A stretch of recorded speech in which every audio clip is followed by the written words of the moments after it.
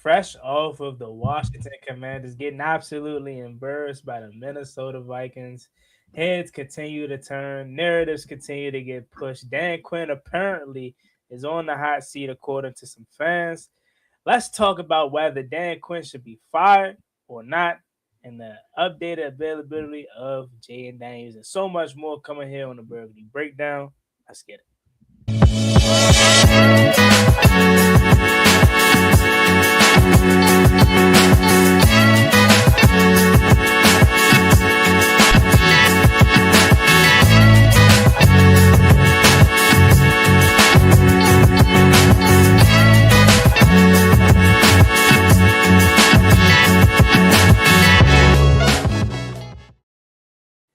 Welcome, ladies and gentlemen, to yet another Burgundy Breakdown episode. It's your man Juan Gotti, and with me is John holding it down the middle, and Z representing one half of Reedie and Z. Fellas, how we doing tonight?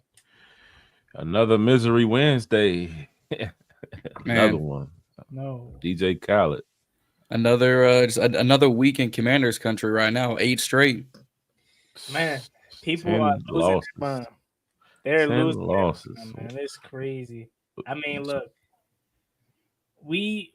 I can't sit up here and say we didn't expect this year. Don't get me wrong. Mhm. But I really think people are just prisoners of the moment. And are they wrong? No, we're human. All right. Of course, you're going to react to what you're seeing currently. And then maybe 6 months from now, you say, look, I was tripping. You know what I'm saying? We good. So I'll just go straight into it, fellas. Phillip Rivers is back. That's not what I was about to talk about, but I'm like, I gotta just say it. Gotta talk about it. Rivers Back 44 years old. It's just like, wow. I really hope he does good, but I feel like this is like a 2-week rental, bro. He won't though. Because here's the funniest thing about this. His oldest kid, which I think is his first daughter, is as old as Riley Leonard is right now. Yeah. I was having a conversation with a buddy earlier, and he was like, man, homeboy got sick of being home with all them kids. You know he got a rack of kids. Man, he got that whole team. He was like, shit, I got to get back to work. How many years he been out the league? What, like 3 or 4? 5. Yeah, like, damn. Like, even when I saw the whole possibility, like, all right, they talking about working them out and all this, and I'm like, Phillip Rivers? Yeah. Desperate. They're desperate, but it's like, who else? So it's like, hey, why not go back to a former or would have been a Hall of Famer, you know, but as soon as he takes a snap on Sunday, that'll get reset like what, 7 years or so. Push back, yeah. But that's crazy. I'm gonna be tuning in for that. I almost don't care about. I mean, I don't care about our game, if I'm being honest. Especially if we find a way to win. I'm full John mood now. Now that we got a possibility of getting number one pick, I hope the Giants absolutely destroys us. But before we even get to that, let's address the elephant in the room, fellas. Fans are losing their mind, and fans are calling for Dan Quinn's job. John, I'll start with you. Your overall reaction to some people in this fan base wanting Dan Quinn fired. Calm it down, relax, put the gun back in the holster, turn off the gas. We get it. It's a little warm in Washington because it's cold in Virginia. But however, you can't write the amount of injuries we've had. From week 1 to week 2 to week 3 to week 5 to week 7 to week 9 to week 14. We've had at least 2 injuries a week. You can't write your starting quarterback, 3 edge, running back, 5 wide receivers, 2 tight ends, 2 corners, and a safety, all getting injured in a season. You also can't write your backup quarterback having to play half the season. Yes, the Bengals did it, but we have more injuries than the Bengals. Yes, as aforementioned Colts are going through that, but they don't have the injuries we do. You can't write it. Is Kliff or Joe Witt on the hot seat? Yes. Is Dan? I think it's a little too early to tell. I think if we have a subpar season next season, there's more fuel to the flame. But I think overall right now, you can't necessarily blame Dan because everything he wants to do is getting killed on the field. Mm-hmm. Yes, ladies and gentlemen, Philip Rivers. I cannot wait to see that. Oh man, Z, talk to me. Fans are losing their mind, calling for Dan Quinn's job. Want to see? I even had people say clean house, and I don't think people really understand what they mean by clean house. Or do they understand the term of cleaning house? So it's a difference between firing a coach, but cleaning house. So that means no DQZ, no Adam Peters, and no Jayden Daniels. Z, and it doesn't make it no more easier for these fans that want to believe that because we're getting the first overall pick. So what are you telling me? Draft Indiana's quarterback? Get the fuck out of here. Exactly. All right. Go ahead, Exactly. Z. All right. So, I mean, I wondered the other day when I saw it after the game. I saw a little Riggles Rag put up a post. The coaches on the hot seat had a list of coaches, and I'm like, let me scroll through here and see if I see Dan Quinn. And boom, I see Dan Quinn. So that intrigued me, and I'm like, oh shit, this is gonna be a trending conversation. Put the artwork together, put it on the page, and it's up to like 50K views. People going crazy, comments going crazy, and it's a lot of mixture of comments in there. And I'm like completely shocked to see how many people are saying fire him.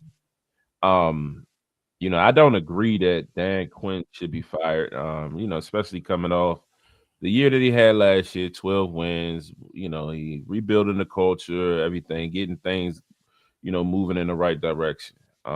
This year, I don't necessarily blame this year on Dan Quinn in a sense of personnel, because it's like, okay, AP is the guy. Yes, Dan has insight and whatnot, but AP makes the deals, he makes the decisions. I feel like more could have been done on his end there. Then when we get to the fact of now you're talking about the X's and O's and the team and whatnot, there's some blame that you can put on Dan Quinn. You know what I mean? One, how do we wait so long to demote Joe Witt?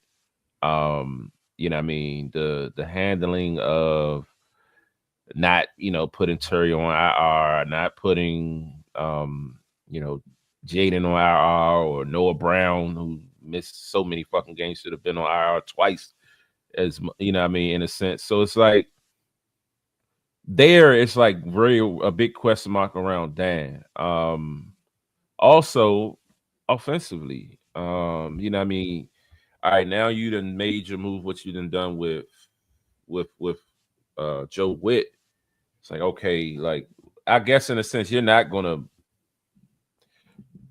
make any changes on the offense. You're not gonna fire Kliff mid-season. You're not gonna do none of that shit. So I'm not necessarily expecting that. I'm just more so hoping that he's in Kliff's ear, letting him know how poor he's done this year. You know what I mean, in a sense.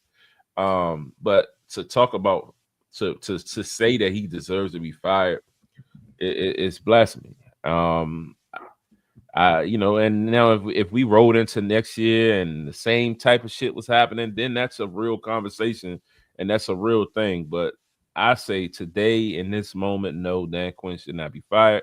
Should be definitely given an opportunity. And not even on a hot seat. You know what I mean? Just give him the opportunity to regroup and fix this mess. But also, he does need some type of pressure on him about making changes and decisions a lot quicker, getting his emotions out of it. Because you know what I mean, he's a great dude. Everybody talks about how loving, and everybody loves Dan Quinn and all these things, and that's cool and all. But bro, you got to make faster decisions and quicker, because time is ticking. Now we blinked, and now we're talking about year 3 of Jayden Daniels being the quarterback. At a wasted year 2. You know what I mean? Year 1 is just like, damn, it just happened. So it's a tough situation, but I think it can be fixed. Hopefully it can be fixed with this regime. But Dan Quinn definitely is going to have to make some real decisions. And I think one, it starts with deciding if he's going to lead this defense and get somebody new, and what goes on with Kliff. I feel like that your last point was really, really good. But before I even respond back to that, at least from Pittsburgh, hopefully I said your name right, asked about Mike Tomlin. And I only read it because I have a very itchy topic about Mike. He should have been fired years ago. And this is no disrespect to Mike Tomlin. This is no. I understand. First of all, he's a brother. That's great. But football wise, they're never going to get over the hump if they don't fire him. Why I say that? Because they're never going to be in a position to draft a top quarterback because they're never going to suck. They're never going to suck bad enough to draft a top quarterback, but they're never going to be good enough because they don't have a quarterback to go to the Super Bowl or nothing like that. So they're in the worst case scenario year in and year out. So I personally think he should have been fired years ago. It's headed in that direction again. I mean, they beat Pitts, they beat Baltimore. I still think Baltimore's going to end up finding a way to win that division because they play them again. So it's going to be it's another year of the same cycle of Mike Tomlin. You're just running in a hamster wheel, it seems like. And again, I'm not a Steelers fan, but I watch enough football to know. Like, it just seems like on the outside looking at it, it's just the same thing year in and year out. 9-10 wins, playoff berth, losing the wild card. Like, at a point in time, especially when you're a standard of a Pittsburgh Steelers organization, it's like, all right, that's just what I think. And I doubt the Rooneys end up moving on from them, but I feel like they should because it's just it's no hard feelings. Like, I'm sure he'll probably go down as their greatest head coach or maybe second to Bill Cowher or whatever. But it's just like he I think they need to move on from him because they are in a cycle that's never going to end unless they do that. The only way I see Tomlin getting out is two ways. Either he finally has a losing season or some team like the Giants trade for him. The way the Broncos traded for Sean Payton.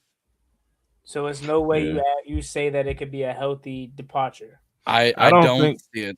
I don't think, like unless they gave him a front office job or something like that, they have a huge amount of respect for Mike Tomlin there in Pittsburgh, and rightfully so. Yeah. He's won there, and again, they haven't had a losing season, under him. So it's like the point you made. At first, I was kind of wondering where you was going with it, but the point you made was spot on. Like, he's going to continue to be, if he ain't in, the top of the division, or one of the top teams, he's going to be at least average at the least. He's not going to be trash. So it's like they're in a tough situation, and they got to find a way to shift out of that. What that is, I don't know, but I mean, I would look at it in the sense that you got to trade one of your top guys. Maybe you got to trade a TJ Watt. I mean, they traded their top guy to Dallas. They traded George Pickens and then traded for DK Metcalf. So, like, they've already done the most they've done in years. I mean, but they acquired Metcalf more so in them sense than like be more so sellers and move some of them picks to kind of recoup something, and maybe you get a top pick or something. I don't know, but it's a tight niche to be in. So I get exactly what you're saying, Juan. And I don't know. But I don't see him getting fired. Maybe like you said, John, a trade. Maybe who's gonna get him out for that though? No one. I mean, Giants, Raiders. Are they living off of the past? Because what has he done? Really, they haven't won a playoff game since. Yeah, but they. I hear what you're saying in reference to that, but also with mediocre to trash talent, he's having winning seasons like Mason Rudolph, Justin Fields, Doug Hodges. These quarterbacks that he's had there are like booty, and he still finds ways to win the game and be in the hunt. True. Mike Tomlin is the epitome of taking one man's trash and making it a little bit nicer on the outside.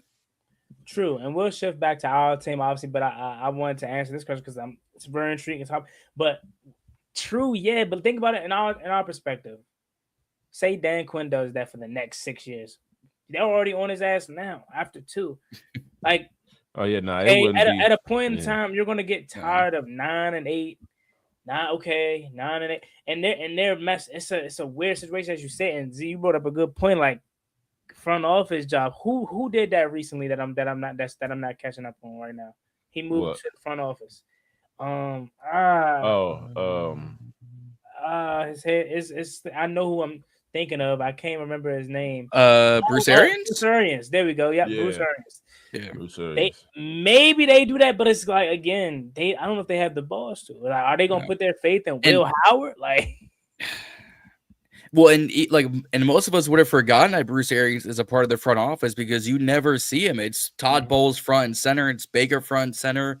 It's like Buka and Tez and Bucky and Mike and Chris and Vita all up front. So you're like, oh, Bruce Arians is way in the back of the room kind of thing. But I don't. Yeah, Dan Quinn is our current football head coach. But to your point, one, do they have the balls? Unless Khan decides to do it or the Rooney family decides to do it, I don't necessarily see that because the moment Mike Tomlin, let's say, just gets released in the offseason, I give it 48 hours until he has a new job, college or pro. I think that's the route they got to go because you have to. Because again, back to Z's point, and we'll shift back to our Commanders. But to Z's point, the only other way is to trade a key player and then hope that nets you enough to get a top pick. Which, let's be for real, who do they have on their team? Nobody. TJ Watt is what 30 plus, and he's I'm not gonna say he's falling off, but he's not the same TJ Watt that's prime TJ Watt. He's still good, but is he good enough to net you a top 5, top 10 pick anymore? Probably not. No. So the only way out for them is to let go of Mike Tomlin. And that sucks to say because again, he's had the success, but it's like you're the Steelers. You're the team before Tom Brady did it. You were the team with the most championships ever. Mm-hmm. You think of the Steelers, you think of Troy Polamalu, you think of Terry Bradshaw, and I'm not Mean Joe Green. Mean Joe Green, the bus. Like that's them, and they haven't quite frankly been able to be that because they don't have Big Ben, right? Hell, Antonio Brown, who people say would have been the greatest receiver of all time if he was on track. Yeah, he was on track. But getting us back on track, back to our Commanders, it's Dan shouldn't be fired. I think to Z's point, he needs to have pressure, have a chip on his shoulder. I think in the past 2-3 weeks, Kliff is on the hot seat. This offense is pedestrian at best, currently constructed. I don't know why. I don't know how. I don't know if someone took, Kliff's Crayola markers and he can't get creative anymore, but it's just run, short pass, run, short pass, handoff down the middle, deep bomb that fails, punt. It's like, what else is there? Yeah. It's been like that since the Green Bay game, though. Like it has, but we've gotten lucky in terms of we'll have big moments. I'm talking about pretty much since the Miami game these past couple of weeks. Yeah. Trust me, I'm not defending them at all. I totally agree with you, and that's what I'm saying. Look back to Green Bay. I feel like all year, and I stopped to think about last year as well. But I felt like all year it's been curls, it's been screens, it's slants. Been barely slants though. Not even as I wish he threw more slants, especially at Terry. It's been it's been literally the RPO shit. It's been so basic that every team we play seems to know what the fuck we're doing. You know what I mean? When you play real defensive coordinators, Green Bay, when we just played the Vikings, a few other games in there, we couldn't do nothing. The only game I feel like the offense broke out was the Chargers game for real, and the Raiders, which barely even counts. You know what I mean? So it's Kliff has, and it's been going this narrative been going around that Kliff is stubborn with his philosophy, his play calling. He doesn't really switch up. He doesn't adjust. And he gonna roll with what he roll with, and it's just dude, you got to change it. And it made me think about last. I just think how many shots have we taken this year? And I get it, your top guys ain't been there, but that don't mean you don't take fucking shots. Yeah, Mm-hmm. You know what I mean. You still gotta go through the motions of playing football. You gotta call a game. I don't give a fuck who's out there. Robbie Chosen can run a fucking fly with decent speed. You know what I mean? So it's we haven't really attacked the defense enough for them to pose a threat. And then once they start stacking the box, it's over for us. He hasn't consistently ran the ball all fucking year. And then, you know what I mean? It's the narrative about, oh, we still top 5 or wherever we are in the league as far as rushing. Fuck that. I watch these games in and out, and the dude don't consistently run the fucking ball.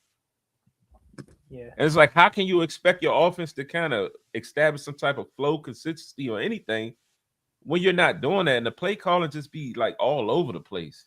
It's nothing situational. Like, it's just like you said, the creativity is gone. And last year we kind of struggled with that a little bit, but it seemed like towards the back end of the season, he started turning up, taking more shots, giving Diami more opportunities and shit like that. And it opened up the offense. But it's like this year, like, we have nothing.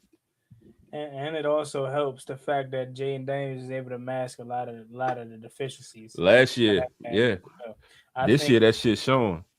I think Kliff Kingsbury does some great things. I think he is still a creative genius. I think if you're going to give the benefit of the doubt to Dan Quinn in terms of all the injuries, someone said on my stream, which or not stream, on my video, that Joe Witt deserved the benefit of the doubt for injuries. I said, okay, we had a lot of injuries defensively, but Kliff Kingsbury literally lost his 2 biggest weapons.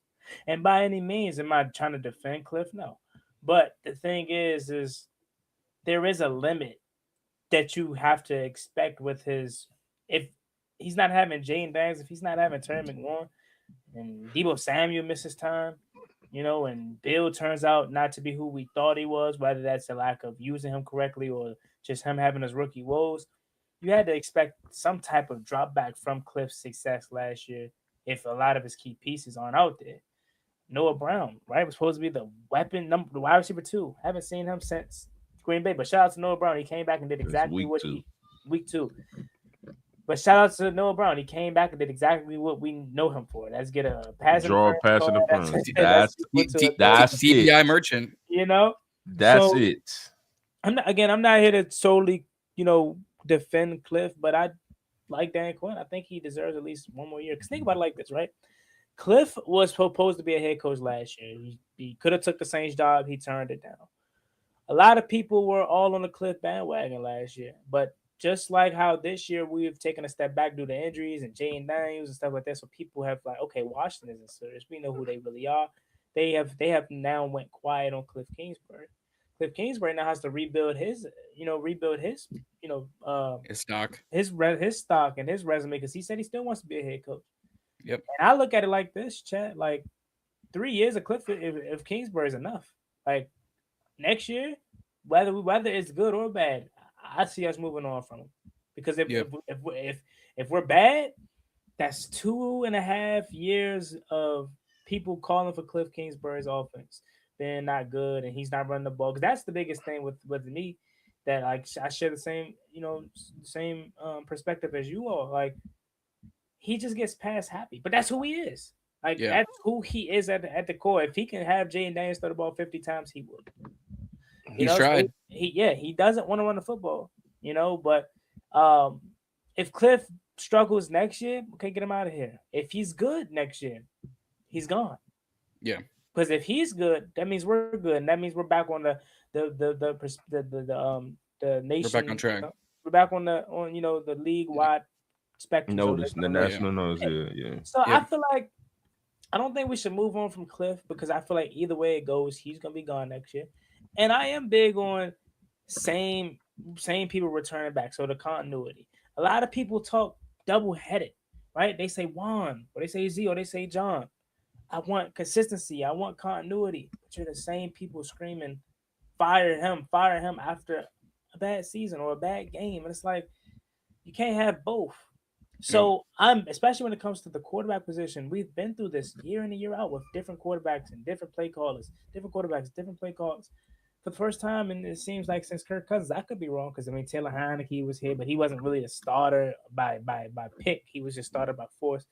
So I could be by wrong, association. I would say this is the first time we've had a consistent signal caller and play caller since Kirk. Could be wrong, but Yeah. I guess Dwayne, but may God rest his soul. Nah. Start that. Kurt. Kurt. So And I hate to say it, I ain't even a Kurt fan, but Kurt. yeah, like we haven't had that since Kurt. Now we do. Maybe And Alex. he was here for 1 year though. Yeah. 2018. So it would have been him had he stayed healthy, but like essentially what I'm saying is no, Kliff hasn't been perfect. No, Kliff still neglects the run game at times. No, Kliff isn't the most creative person in terms of helping out against a good defense like Minnesota, helping out Jacoby, getting the ball out of his hands quick. But I can't say that because damn, Deebo Samuel hit it right in his face. Pause. Man. Like so and Kliff, and I know Z, you kind of was like, I ain't really trying to hit it, but like technically according to the stats, the offense has been good, but we just haven't been able to show for it because, again, I did this exercise not to ramble on, but let's just go back to week 4, the game in Atlanta. I was there. I seen it up close and personal. Y'all seen it on TV. Like, defensively, we just couldn't get a stop. But offensively, Mariota played well. I get he threw a pick. Mariota played well for that game for us to win. You go back to the Raiders game week 3. Obviously, good.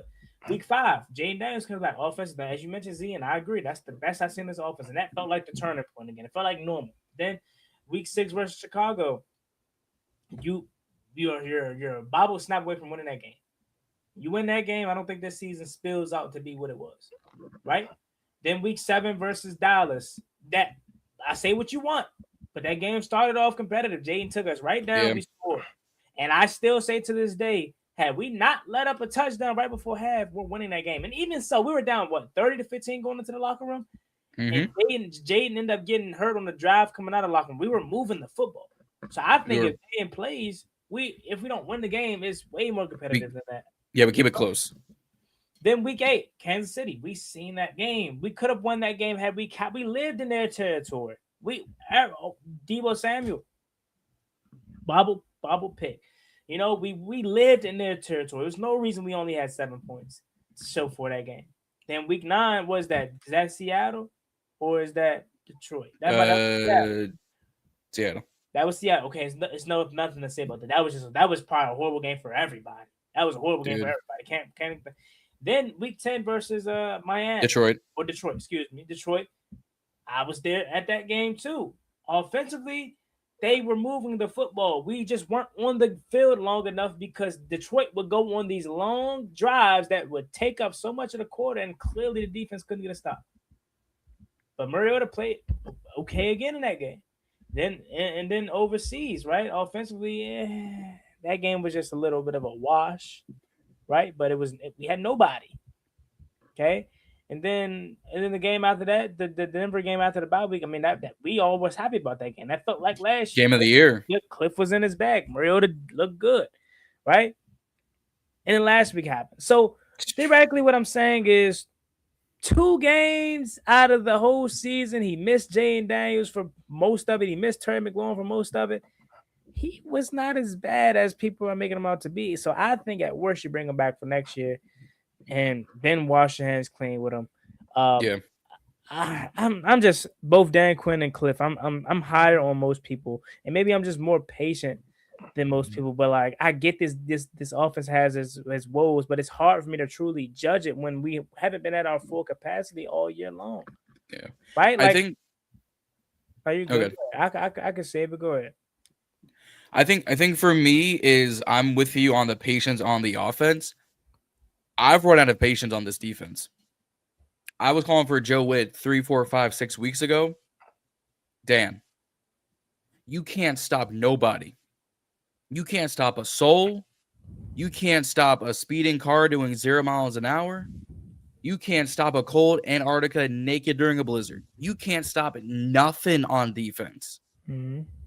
The offense, yes, is it statistically on paper, is it probably an average offense? Yes. Are we capable of scoring points? Yes. But it's the same thing with the Bengals last year. We can score 35. Defense is going to give up 50. No matter what happens, we're always either catching up from behind, or we're never in a spot to come from behind. It's always, hey, Deebo's give him a touchdown, at least go out, put some points. I'm gonna go on 4th and goal times and not get it. How about that? and then they then drive again and drive again, drive again and again and again. Tress Way has probably gotten the most work he's ever had in his career.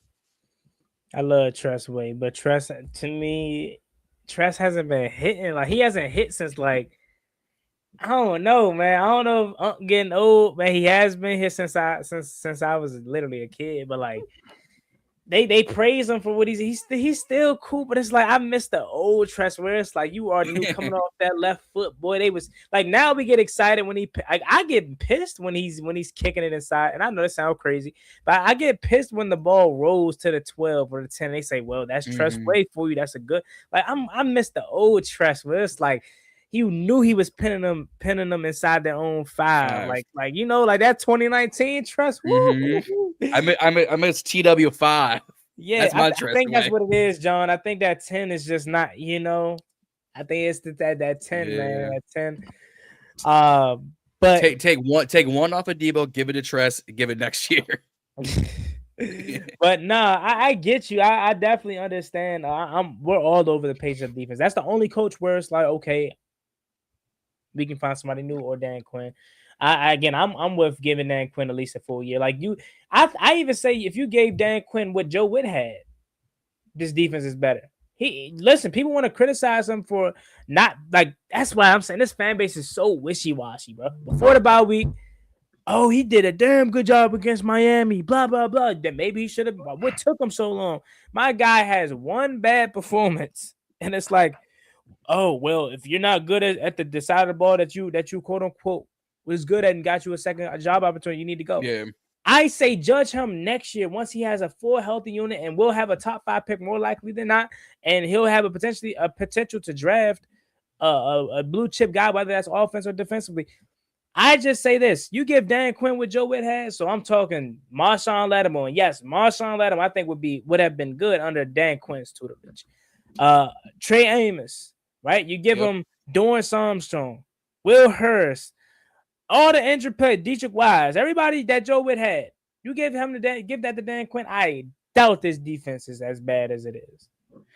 It's probably not as bad, but the fact that we went from holding Miami to 16, holding Denver to 28, but we keep overtime, to doing nothing on Sunday. I will say though, we got to give them more credit about holding Miami to 16 points because they won 6 out of their last 7, and that offense is booming with that A change. So you gotta give them a little bit more credit than that. But I get your point. Z getting some love in the chat. Z, okay. Yeah, I done seen about 5 different people say what's up to Z. Z over there quiet and been, you know, he been a little Hollywood chat.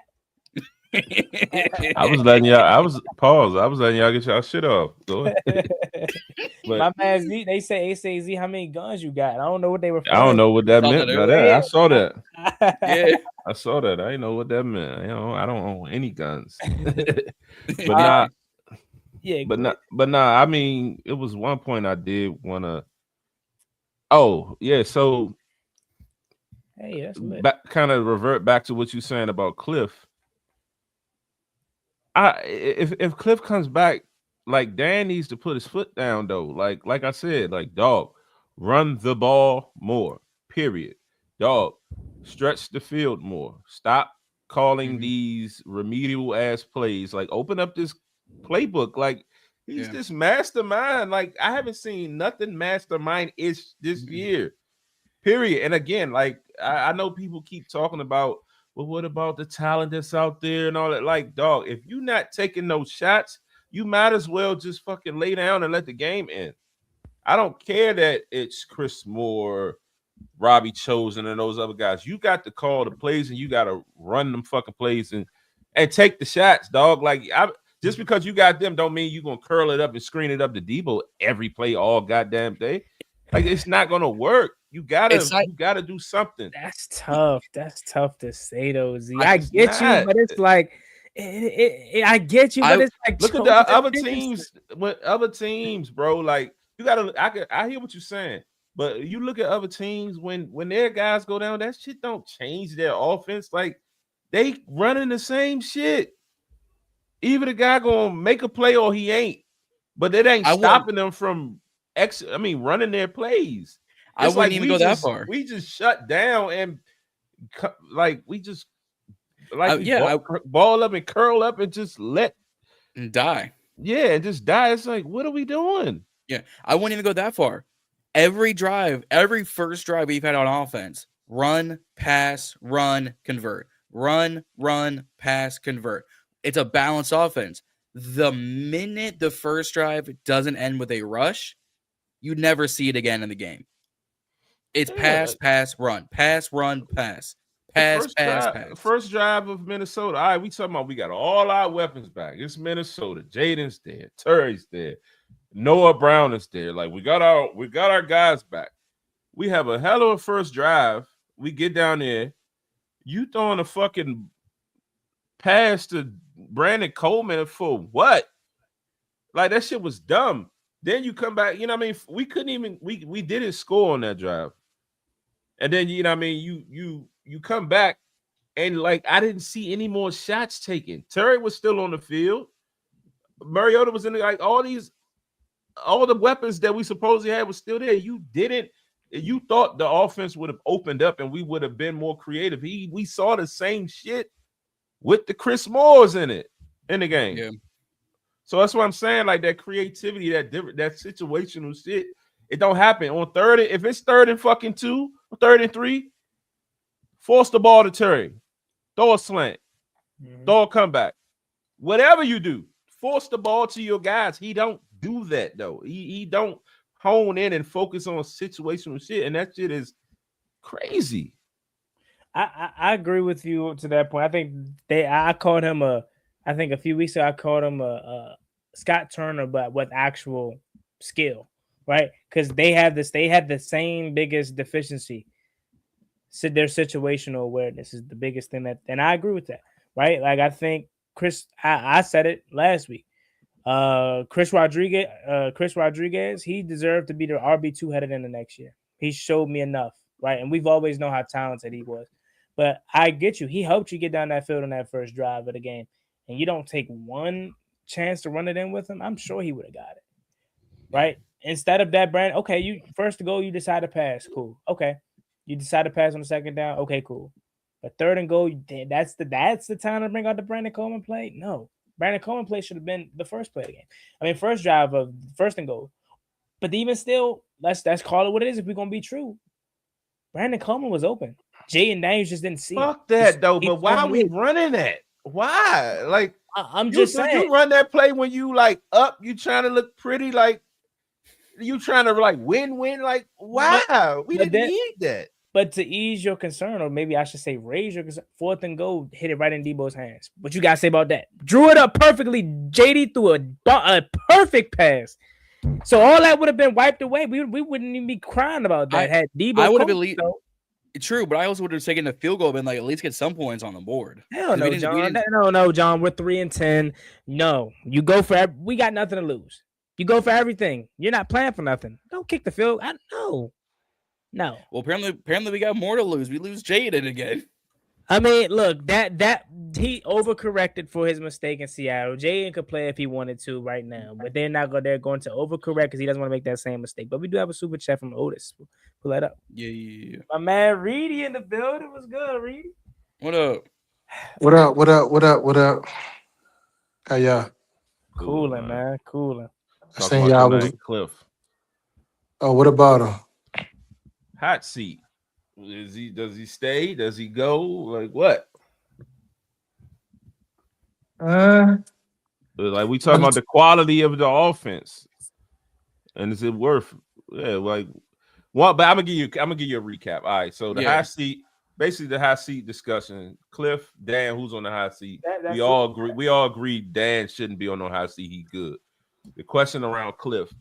All right, and it's for me. I'm more so saying like if he goes, cool. I mean, it is what it is. I'm not necessarily vouching for him to stay, but if he do stay, I can live with that. If he leaves, I can live with that. I think John is kind of like on the same sense with me. Like I'm not calling for his job, but it is what it is. But Juan is vouching like I don't want to see him go. I want the continuity and bring him back next year. And Juan broke down every game pretty much week to week, and he's basically saying it's probably like 2 2 to 3 games that his offense really been questionable. He feel like he still put out a good offense with what we had, and I'm going against that because I feel like I was saying no matter your weapons, you still should be able to run your offense. I get you may not be as dynamic and you can't get super duper creative, but we don't take shots. We don't consistently run the ball. And Get with or bold. without our stars, we still running curls, hitches, screens, predictable, basic, remedial ass offense. And I feel like if he stays, we need more. And Dan Quinn need to put some heat up under his ass to force him to, generate more on our offense. Wake up. What's your take? I mean, I think my take will be, I think he stays. I'm with Juan on this one. I'm kind of like in a situation. Okay, we had a bad year overall. The injuries that's number one. So sometimes you can't come back from that. It's not like we had barn burners as far as skills positions and things of that nature. So I'm giving grace. You know what I'm saying with that. The only thing I would say is Kliff needs to evolve more and run the football a little bit more. But we knew that going into getting Kliff that there was a possibility that he wouldn't run the football. But when he was in Arizona, he did run the football. So I'm kind of torn by that. I kind of think we might not have the personnel necessarily for his offense, but I just think, given how things have gone, we just hit the reset button and start over and come back. I don't think he's necessarily on the hot seat for me because look what we wasn't saying this last year, so we can't turn the corner now and say this, that, and the third because it ain't look right for us or it ain't go our way. It happens. You know what I'm saying? Sometimes you win, sometimes you don't. You like I always say, Z, you one injury away from being sorry. So that's what I got with it. Look what happened to us. And I also to Reedie to catch you up to finish what I said was I also think this is Kliff's last year regardless. I think either next year we get back on the radar because he was always supposed to be a head coach last year and he just turned down the Saints job. So I think either next year, once we healthy, JD has go back to his old self, we have another good year and we're back to, competing in the NFC East playoff spot and he gets a head coaching job next year. Or we continue being mid offensively, not good, and he's fired. So I think either way next year he's gone. So that's why I'm like, you might as well just ride it out with the same crew one last time. Yeah, I agree. Yeah. I have a oh no, go ahead. No, you good. Just Otis, overtime. Otis had a super chat that he wanted us to answer. Yeah. We kind of answered it, just mistakenly, but you could put it up there and you could finish talking about it. Yeah. I'll do the super chat. My bad. I'll do super chat first. No, you good. Would you guys be okay with 2 new coordinators? We kind of answered this ironically enough. Yes. I think on defense we're kind of okay with the new coordinator. I think on offense at one point we need some continuity. But I think Z and I are like, if Kliff is gone, we're not going to be out in the riots saying, gotta bring him back. My thing would be, who are you going to bring in? Is it going to be someone respected and veteran? Is it going to be someone younger from college or, an assistant somewhere else? I think defensively we need a new one. Or if you bring Witt back, he needs to have more like bravado with Dan calling plays. I just don't think we're actually going to go with 2 new fresh coordinators. Yeah. Yeah, I don't know. I don't think it's going to happen. But again, I think if it did happen, I mean, I would care, man. Like, it would have to be an upgrade. You know what I mean? And like you said, the McDonald was definitely is it Mike McDonald or Mike McDaniel? Mike McDaniel. Mike McDaniel. He was on my list to be Kliff replacement. But like you said, he's won 6 out of the last 7, so he might be keeping his job. So is that why?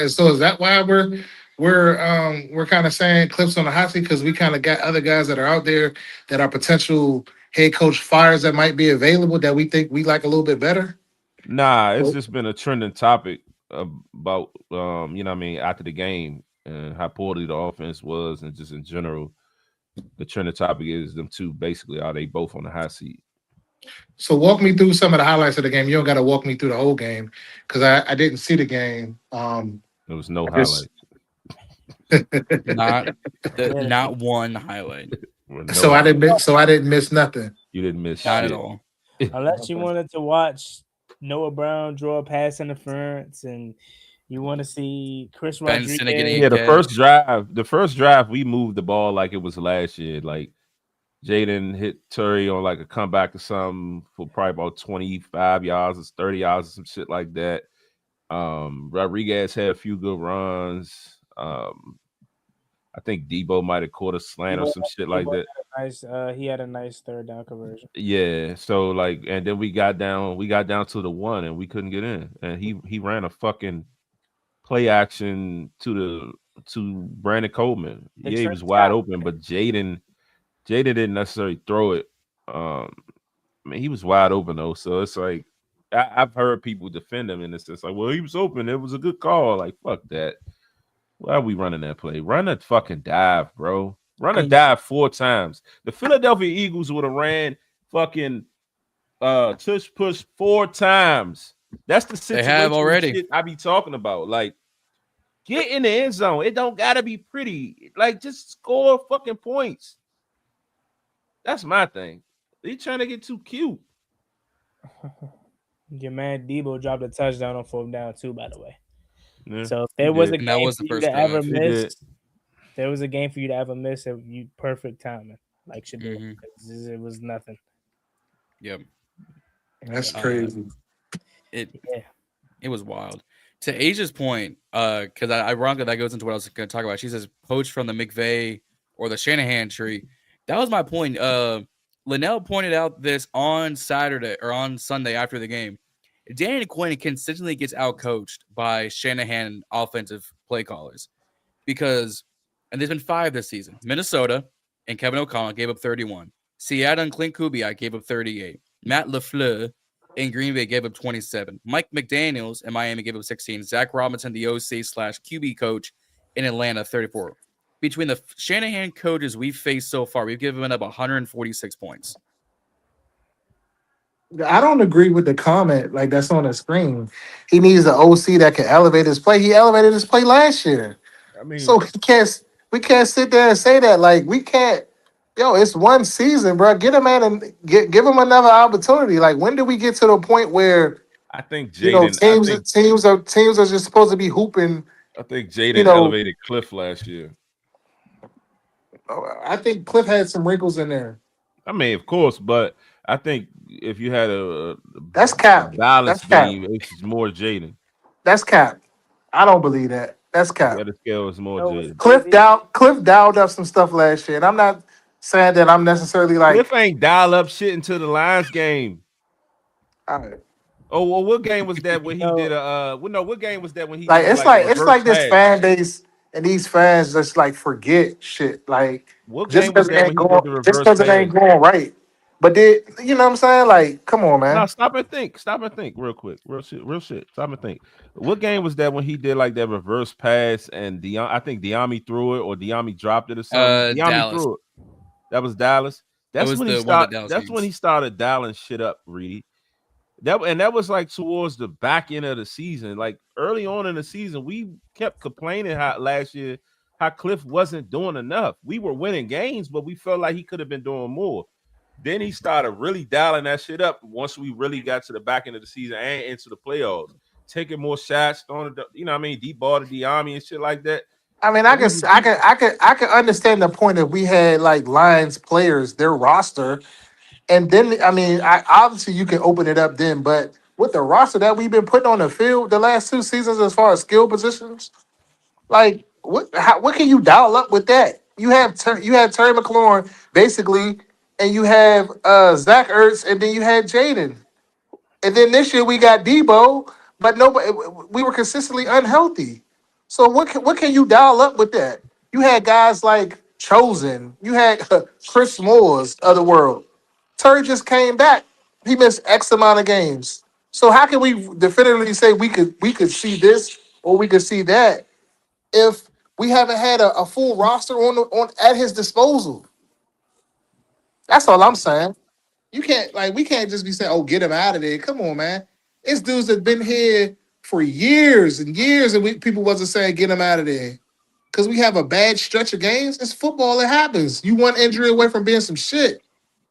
Mm. Yeah, and to the point of that last comment too, I think they did a good job of both elevating each other's play, but also last year a lot of people weren't having those. He doesn't elevate Jaden's Yeah, I play. don't remember that. A lot of people were the opposite. Remember early on, the narrative was it's a college offense. He does a good job getting the ball out of Jaden's hands fast, so he doesn't have to think too much. So it was pretty much the Facts. opposite Facts. of what y'all are saying now. So it's kind of like, are we? Yeah, I don't. You know, Jayden did run the ball a lot last year.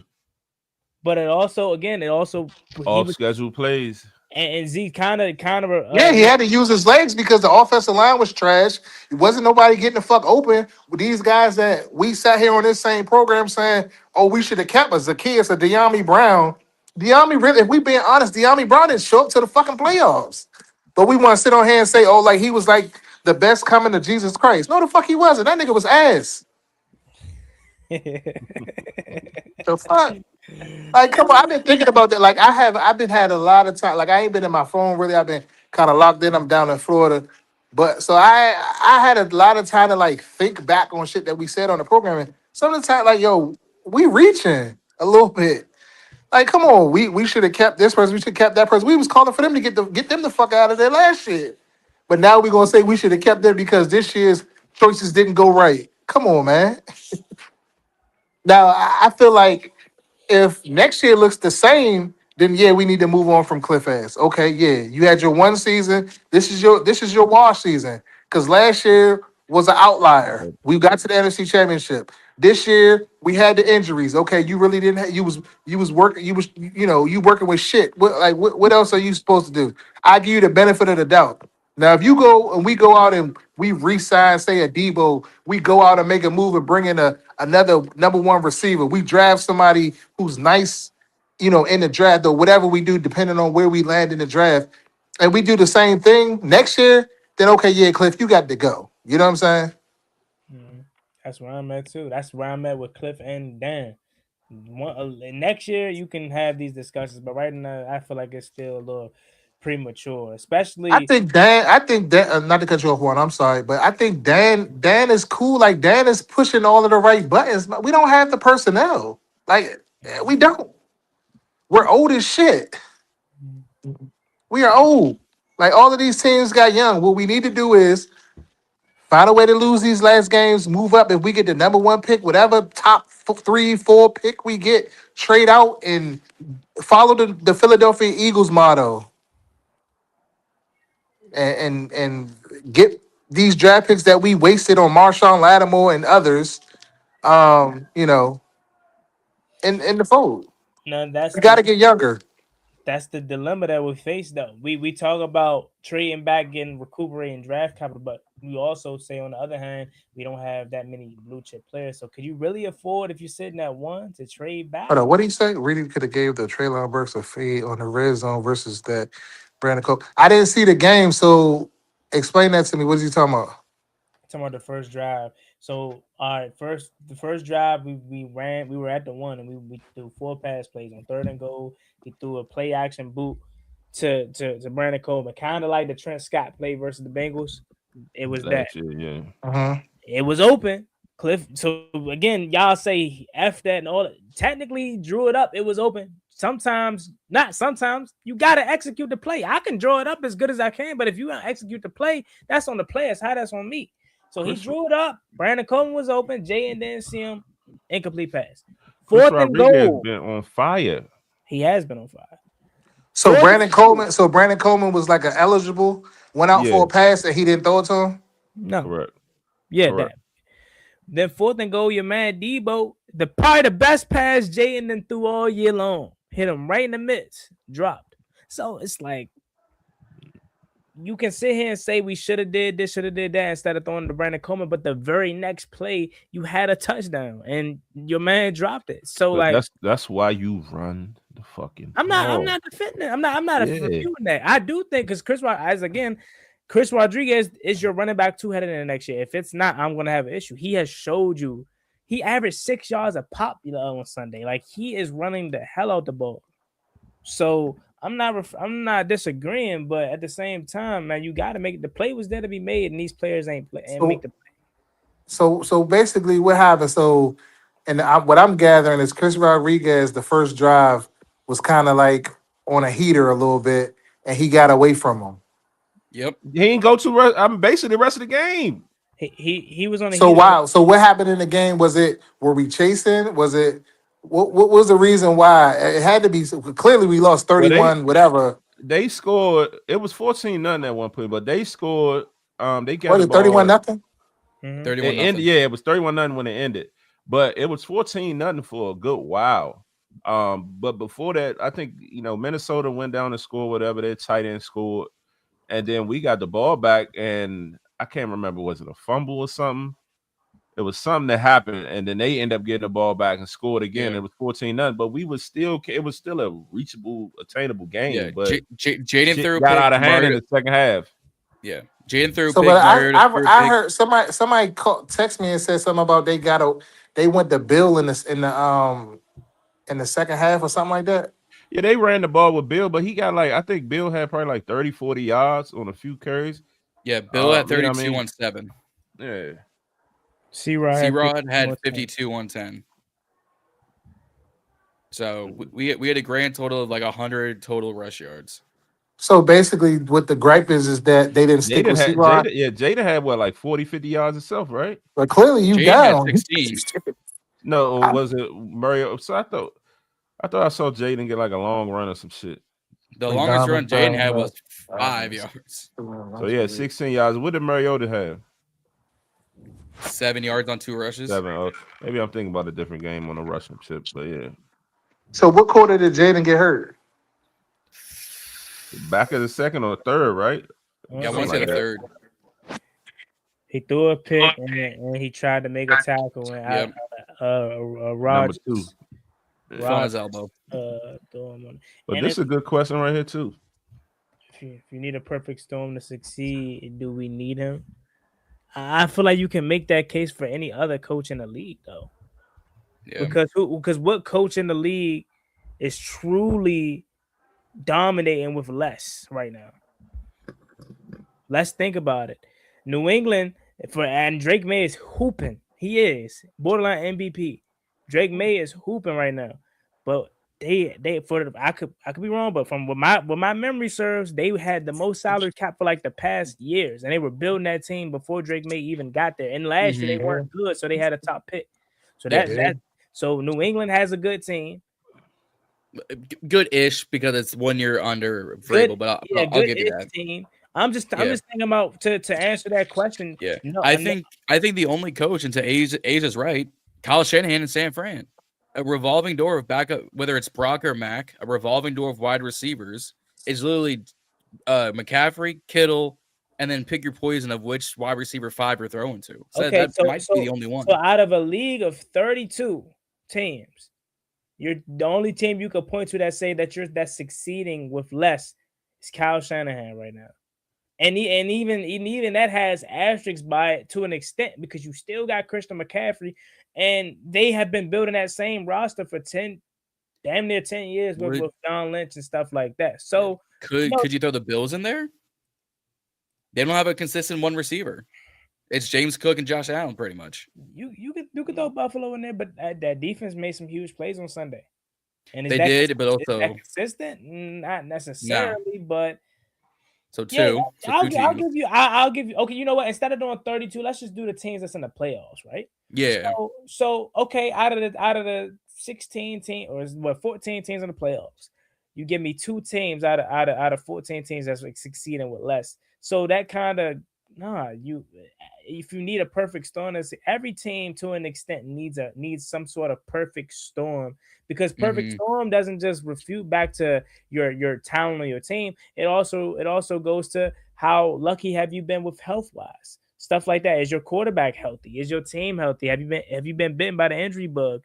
Is your coaches pushing the right buttons? Things like that to have a perfect storm because, again, out of all 14 of these teams, or should I say 12 out of the 14 teams, or excuse me, the 2 out of the 14 teams that's currently in the playoff picture, technically needed a perfect situation because had one thing went wrong for them like it has for us, they probably wouldn't be in the situation that they're in right now. Drake May goes down, doubt New England's in that is in their situation right now. What about Denver? Denver is ass. Ass. They're so mid, but they're a first round exit. Yes, they're a first round exit. It was the high register on Z. Bruh. I don't care. Yes.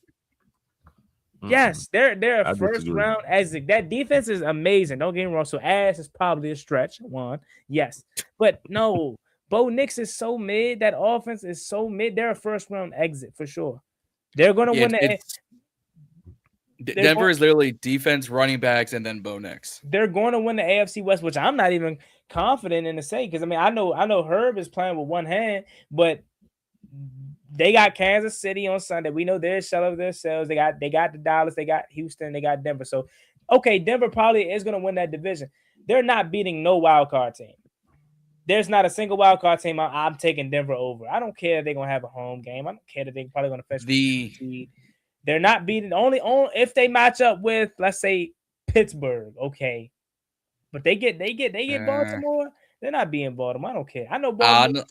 They're not beating Baltimore. They're not beating Houston. Houston, I'll give you. Houston, I will 100% give you. If I'm looking at current day NFL playoff picture, I would put betting odds favorite Denver over currently constructed bad offense Baltimore and currently constructed veteran retirement home led Indianapolis Colts, because I have no clue what Phil Rivers is. Those are the only, but there's no guarantee that they even make the playoffs. I mean, I know you said current day. So currently, right now, if you look at the playoff picture, it's 3 teams from the AFC South in the playoffs right now. Jacksonville's in. Yeah, Jacksonville's leading that division. They're 9-4. I know they're having the quietest 9-4 ever. I understand. I don't blame you for not knowing because they're having the quietest 9-4 ever. Mm-hmm. When I just saw it, I'm like, wow. Denver is.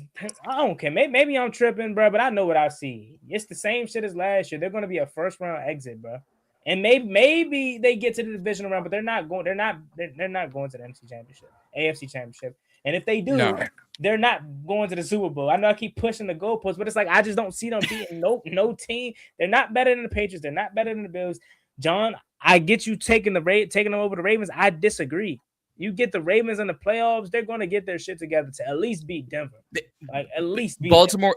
Denver. Lamar in the playoffs never gets his shit together. He always loses in the playoffs. Bro, but Lamar gets further in the playoffs. Like he's losing in the AFC Championship or further or the second round of the playoffs. Yeah, well, not no first round, no wild card team. Yeah, but that whole Lamar in the playoffs is going to be the one instance if we're saying, oh, is Lamar? Let's say the conversation is Lamar a top 10 quarterback. Statistics wise, you could say maybe 2-time MVP. Once he gets to the playoffs, he turns into Dak Prescott. Hey, this comment is very fucking true. The game was over at 3:40, Bobby. It was. It was 3:40. The game was fucking over. The Minnesota had the ball like damn near the whole fourth quarter. Yeah, just running clock.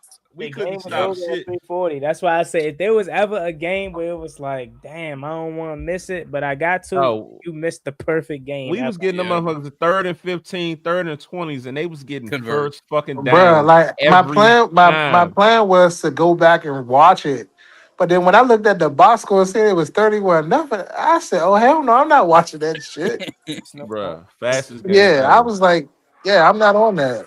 JJ McCarthy looked like the next coming of Steve Young. Man. Yeah, and it's not like he even targeted Jay Jettas like that either.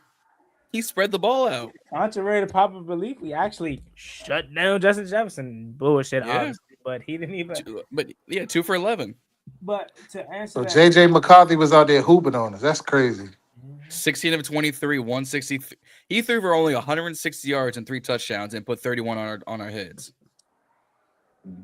But yeah, to answer that comment, that every team to a degree needs a perfect storm to be successful. Because y'all were only able to name 2 teams that are currently in the playoffs that does not have a perfect situation. And mind you, you named 2 of the best coaches and built teams that are doing it. So it ain't a team like Washington that's in their second year of a recalibration rebuild.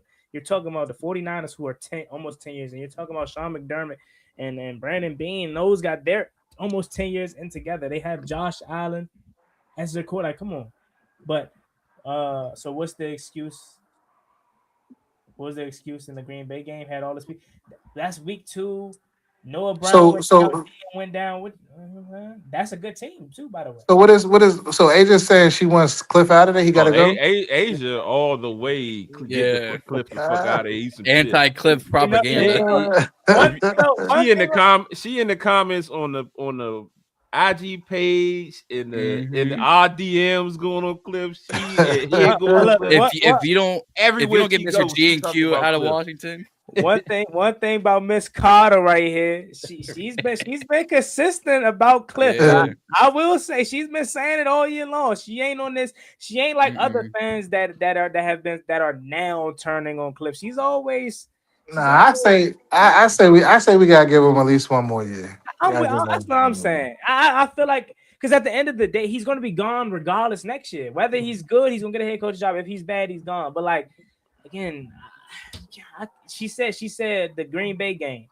I ain't gonna lie, Asia, you might got me right there on, but this my refute back. It was week 2. It was a short week. We know Kliff and Jayden are guys that need preparation. They don't do well on short weeks.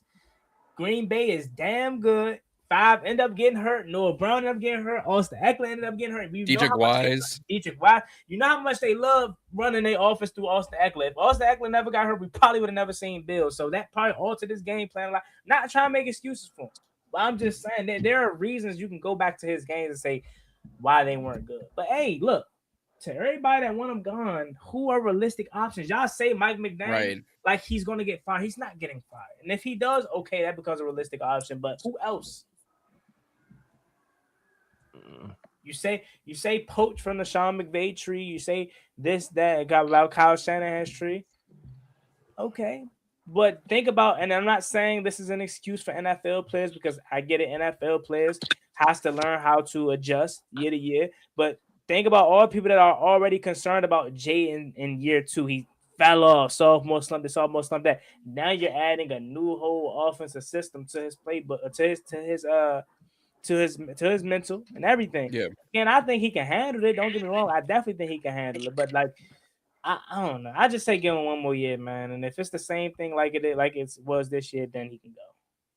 You know. Yeah, but then Jayden will be in year 4. Okay. Already. I mean, look, it's ball. Like Reedie said, it happens. You know what I'm saying? Every year, it ain't gonna be perfect, and I think we're in the best possible situation that for a horrible season again. We're about to have a top 5 pick. Like this is about to be. I wouldn't be surprised if next year we're in a Super Bowl. I'm only saying that. Hey, what a soundboard at? I'm only saying that because hey, look what Cincinnati did. They got that 5th pick, drafted Jamar Chase following year in the bowl, man. So look, you telling me we had to suffer through this year to get a potential guy like that? I'm all for it. Get rid of DQ. He's worse than Ron Rivera. Dan Quinn has took us to the NFC Championship. We have not been there in all majority of our lifetimes that are in here. The last time he was in the NFC Championship, Joe Gibbs was the head coach. Yeah. How is he worse than Ron Rivera? Like, what are we talking about? Right. If you want the overall Kliff notes on what the Ron Rivera era was in Washington, we can be eliminated. That's all you need. The more I see that clip, I feel like he's gonna. I was watching that shit live, bro. Live. I immediately went to Instagram like, yo, what the fuck did he just say? He did it. He really didn't know. That shit was crazy, bro. Y'all think so? I feel like he was being. He didn't know. He didn't know. He really didn't know. Look. If I run it back, you gotta look at his facial expression because he looks so shocked. Just hold on. Just We can be limited. Yeah, Look he back and remember the went. still photo of when he was like,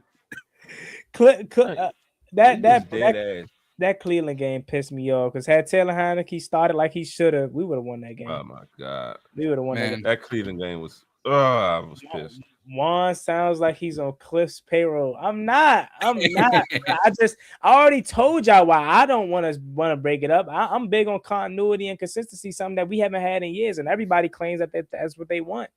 And if you're going to hold them accountable for this 1 year where everything fell apart, then I guess cool. But I'm not gonna hold something against somebody where it's like a lot of the things that went wrong is out of their control. I get y'all say that it shouldn't be much switched up because with injuries it still be able to be the same. Easy for us to say we're watching, but it's not easy to know what these guys comprehend throughout the week. The same plays that he run from Mariota, you know what I'm saying, may not be. And I get we say it's the same things because they have the same skill set, but maybe some things that Mariota likes that he can't run with 5 or vice versa. So it's easy on the outside looking in to say Kliff got to be better. He should be able to just pick up the pieces. But do we really know that to be true? Because we're not in these meetings. You know, we're not in the film study. We're not under. Maybe sometimes they don't get it, and Kliff realizes, yeah, he don't understand. So we ain't even gonna put that in the game plan. So I'm not trying to make excuses for him, chat. I understand he's not been perfect, and if he's gone this year, okay. I'm kind of there too. Like if he's gone, okay.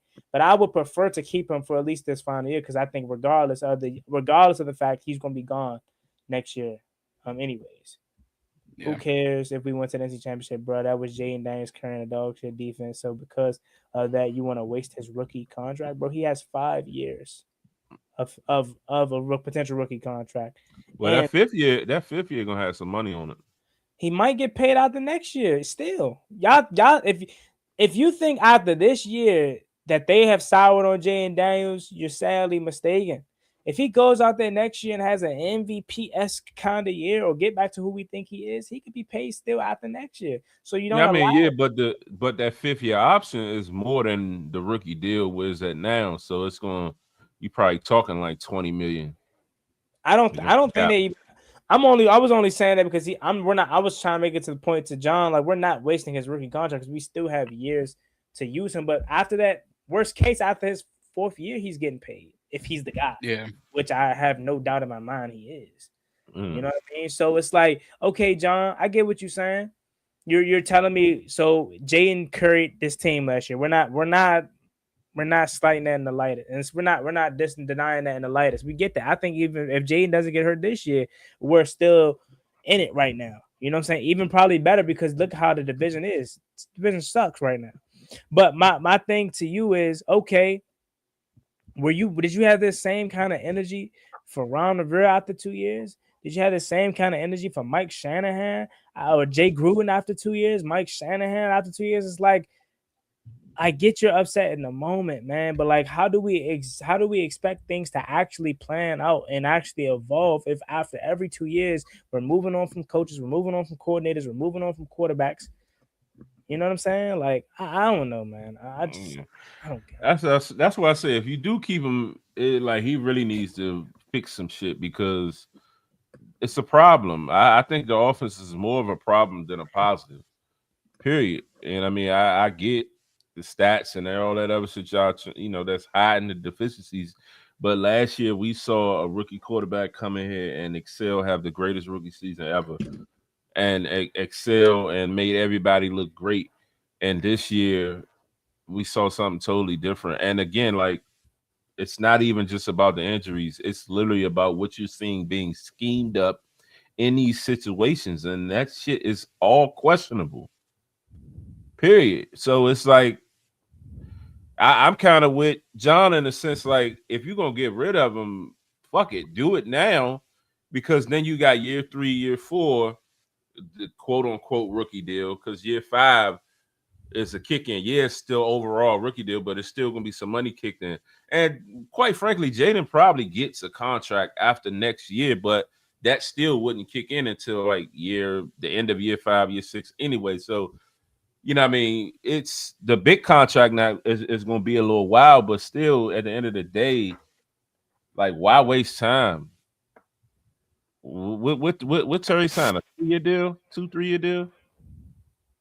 So I want to remember 3 year. 3-year deal? 2 Well, that years. last year is kind of like a voice, so it's more like a 2-year. Yeah, two. Like, call it 2.5 because they'll have incentives. So you got to include that in your window as well. Like some of the other guys we got, the Tonsils, and how long Tonsil gonna be around? Who gonna replace him? He about to get You know a what I mean? contract. Yeah, he gonna get a contract, but it ain't gonna be no 5 years. Something he on the oldest side of it. Well, tackles last longer in the league, so maybe he probably plays till he's 38 or some shit like that. Yeah. You never know. I give him a good 2-3 more years at peak. Trent Williams though, is Trent Williams? Is Trent Williams just like a just not? Is he just like an outlier? Like that's anonymously. Like, Trent, he's a freak of nature. Trent like that. Laramie's been keeping it quiet though, man. Like he is. He's came in and did. Everyone wants to cry about these picks we giving up, but I mean, what is he 1 for 2 or 1 for 3? Because the Sean trade didn't work out. People were already soured on the Debo acquire. You know what I'm saying? I would go 2 for 3. Who are you giving them the plus for the Debo signing or trade? I give him the plus for the Debo because it was a 5th round pick. If we'd have given him a 3rd, I would have gone, all right, I'll give you 1.5. We gave up a 5th round pick, in all honesty. That one didn't bother me. The fact that we gave up a 3rd, a 4th, and a 5th for the Marshawn thing, that's what really hurt us, in all honesty, because we could have gotten talent last year in the 3rd round. He is gone. Yeah, the Saints got one. The Saints got. Who's to say he's here long term? No guarantee he stays. Talking about Laramie age. I think Laramie stays. I think he kind of expressed that without expressing that in his introductory interview.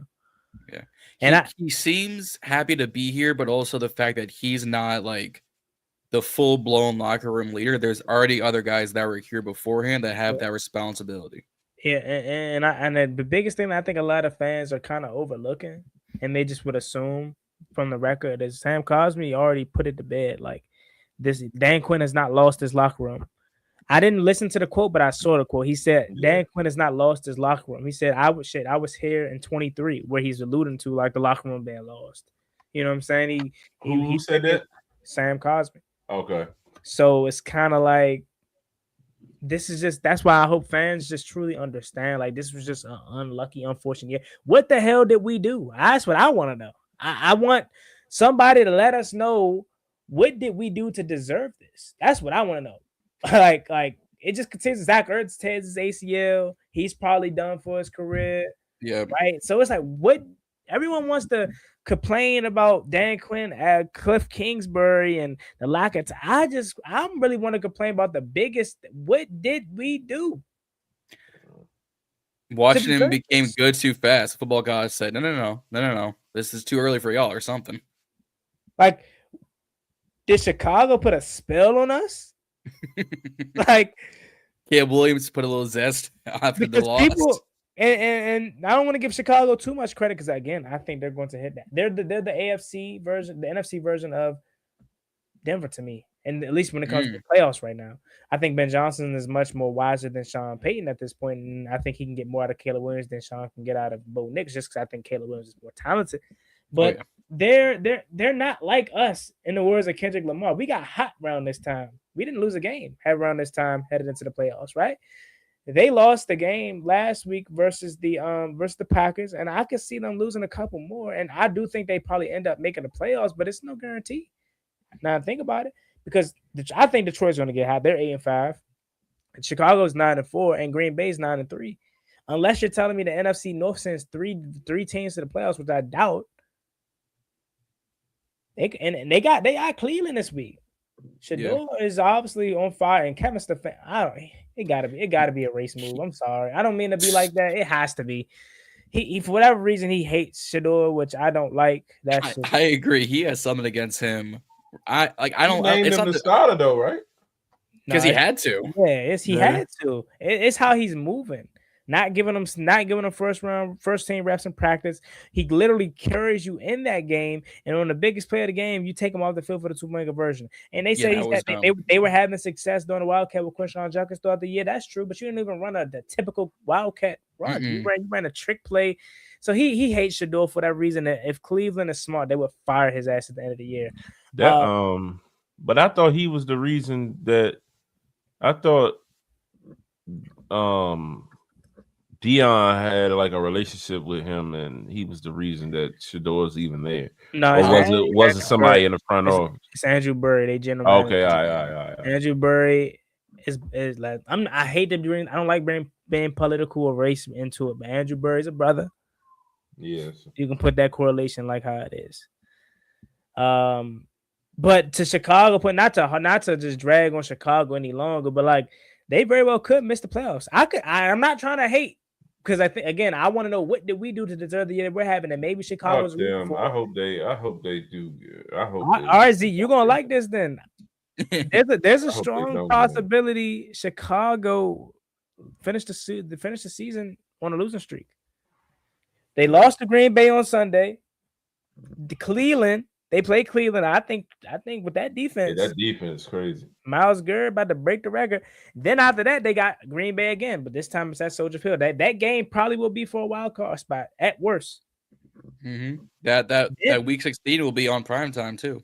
Yeah, Saturday night. Then they have the 49ers, and then they finish the season with Detroit. So there's no guarantee for all the good that Chicago did, for the potential spell that they fan base put on us or whatever may have you. They could have done all that shit and not even going anywhere. Food for thought. Food for thought. Go with 10-7, miss the playoffs. I don't even know if they win one more game. They only won 8 games right now, right? 9. It's a strong possibility that they lose the rest of their games. Probably beat Cleveland, but that defense, man. And if Shedeur just mixing up, and they can run the hell out the ball too, man. Quinshon Judkins, man, is as advertised. Mm-hmm. Yeah, Dylan Gabriel was his guy, but Dylan Gabriel's ass. Yeah. But I guess to finish off the show, we can talk about what I think we talked about everything, right? But we did that. But like let's talk about Jayden. So I want to pose a question because we was talking about it. We was talking about it a week ago or 2 weeks ago or something like that. Like, can we be honest that like when Jayden has been on the field, he's struggled?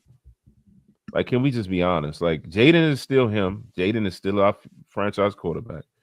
He's still all those things we believe he is. But can we simply be honest that he struggled? I think it's fair to say that. Yeah. To an extent to where I'll pose it this way. We're judging him based off the games he started and finished. Yeah. Well, I mean, yes, I would say started. Okay, started. So he started the Giants game. Cool. Week 1, he was cool. He made enough plays. About 230 yards or some shit like that. Yeah. Cool. He played in the Packers game. Saw a ghost. Was not good. Nobody was good that night. Right? But he got hurt. So then he misses the Raiders, the Falcons. He's back week 5. For the Chargers. Looks amazing. Looks like the Jayden that we known and love. Week 6 versus Chicago, elements was against them, blah, blah, blah, but minus the fumble that cost us the game, and I know you can't take that away. But he made some plays for us to win. He got a Chris Moore touchdown, a Luke McCaffrey touchdown. Come on, Z, hold on. Back to Kliff for a sec. Come on. Kliff drew that. You telling me Luke McCaffrey just butt open for that touchdown? No. Kliff drew that up. That was the one play all year. That play happened right in front of me. I loved it. So, yeah, he cost us the game because he dropped the ball. Shit happens. He played good enough for us to win in that game, though. Let's just call it what it is. Good enough. Week 7, before the injury, we was in that game. Took us right down the field. Yeah, Dallas. We Yep. did this exercise earlier, but we're talking more only. We're talking this time. We're talking strictly Jayden's performance, not nobody else. Played well enough for us to win in that game up until the injury. And again, I think coming out of halftime, if he doesn't get injured, what he got hurt at midfield. So we was driving Mhm. that What was the injury that game? hamstring. Hamstring. That was the hammy. Well, I'm trying to remember the play he got hurt on. So it was a sack. And I didn't know. Yeah, I was wondering how the hell that was a hamstring. It didn't look like it'd be a play where you can hurt his hamstring. I got you. Okay, I remember that. So he played solid enough in that game. Got hurt. So he misses week 8 versus Kansas City. He misses. Oh, he came back week 9 versus Seattle. Nobody played good in that game, but he was the only one that showed up though. Let's call it what it is. He's the only one that showed up in that game versus Seattle, and he's quite frankly the reason why he got hurt is because he was the only one that was trying to make a play. He's the only one. So in that game, he's not reading defenses the same one. I mean, last year that shit was 1-2. But we saw shit like, oh my god, this dude is just like amazing. Yeah. Like nothing went wrong. Mm-hmm. And where it's like this year, it's just like it's a hesitation. It's a overthink. Like you even hear the commentators talk about like, damn, Jayden could have let the ball go. He's holding the ball too long. It's been all of that though. Yeah. Even still in the games that you're saying he played good enough in, like he just isn't last year Jayden this year. So for whatever reason. So my question to you would be, or my question would be to you, that shit answer was like this. Is a lot of that water. This being like that last year was a lot of that because of Jayden only, or was it Kliff? Fuck no, it wasn't Kliff. What the fuck? It wasn't Kliff. That's why I said when Reedie was in here, Kliff? y'all have flipped on Kliff Kingsbury. And I'm not by any means saying Kliff has been perfect, but remember what the narrative was. Remember, Taylor Britton from Cincinnati said it. Oh, it's a college offense. They get the ball out of his hands quickly. He doesn't have to do much. And we were winning games like that. We were killing teams like that. So, yes, I know 5, and this is not me saying 5 is not good. I know how people like to spin stuff. I'm not saying that whatsoever, but I'm just answering Z's question about why he doesn't look the same. He was getting the ball out of his hands quickly. My assumption or my true theory to that is, for one, he's missing a lot of games. He hasn't had constant practice time with these players. If he's back, Terry's out. If Terry's, Terry's back, correct. He's out. You know what I'm saying? So it hasn't been confidence in terms of, like we said, Jayden is a guy that is key on preparation. He has to practice. He's big on preparing. Why is he the first one in the facility? Because he needs the preparation. When he has to just be thrown out there, he doesn't perform his best. Same with Kliff. But he ain't really been thrown out there though, Juan. They're going weeks before he's be ready, and they give him like a whole nother week to prepare. Like they've given him that time to be ready. So it's like I hear you, and I know it's more than just timing and reps. That's why I was on the side like Jayden needs the reps. Mm-hmm. Play him. He needs the reps. But I get the whole gift wrap, bubble wrap to try to not make him be injured. I get all that, but if you just looking at the execution, it has regressed. And whether that's timing, whether that's Terry not being at camp, whether it's all those many things, that's all feeds to more reasons why he just needs the reps. Mm-hmm. So it's like, get you.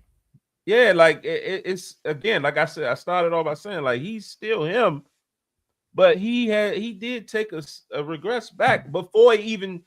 I mean, yeah, he got injured week 2, but that fucking Green Bay game, I saw it and I was just like, I think it got a little hidden in the Giants game. It was a little hidden because we ran the ball well and all those other things. So like, because even the offense struggled moving the ball against them week 1. Yeah, let me ask you this though. Just try to remember if you can go back to Jayden coming. I mean, well, this is more for John because John's more of a college fan, Asia, and everybody in the chat that can probably think back to this time. Was Jayden really looked at as a quarterback that could truly decipher defenses? Like when you think of Joe Burrow, coming out of college, that was one of his strengths, being able to just pick apart defenses. Yeah, they was trying to say he couldn't read defenses. I remember that.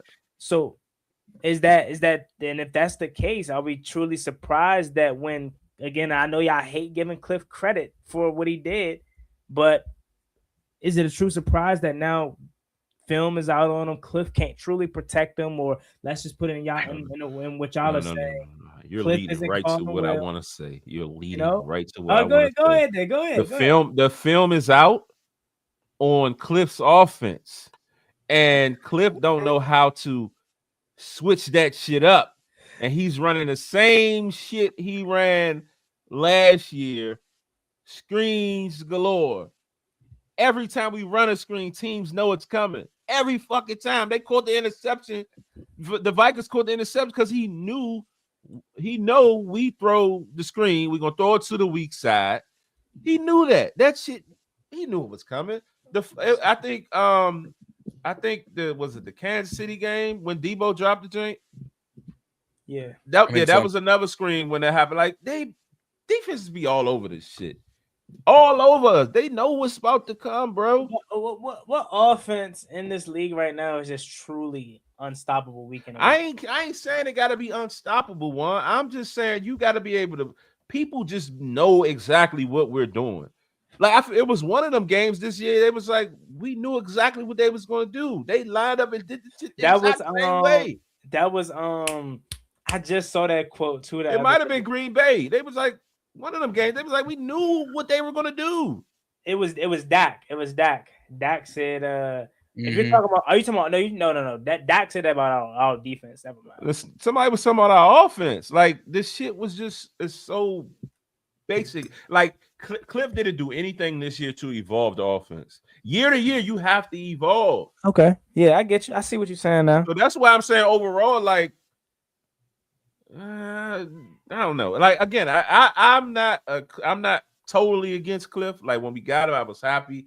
I liked Kliff when he was with Arizona. You know what I mean? I felt like he was a good enough coach. I was excited when we got him.